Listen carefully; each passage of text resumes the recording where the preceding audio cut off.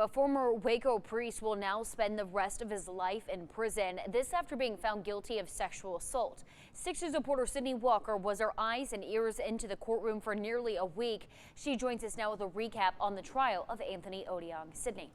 Bailey, prosecutors told 6 News this type of sexual assault case isn't one that typically goes to trial. For example, if Anthony Odiong was not a priest, not in a position of power where he could exploit the vulnerable, then he would not have broken the law.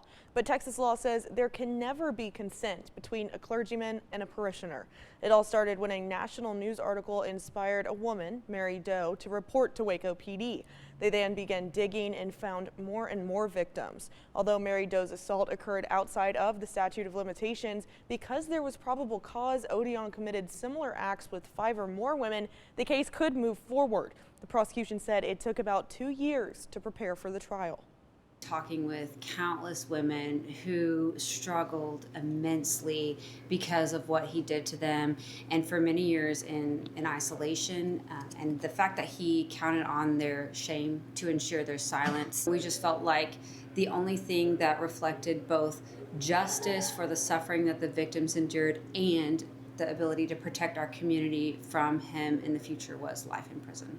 And in the end, the jury agreed, finding him guilty on 3 counts of sexual assault and giving him the maximum sentence on all 3 counts. Coming up at 6, I will have more from a juror who helped make that decision, plus why Odiong technically remains a priest to this day.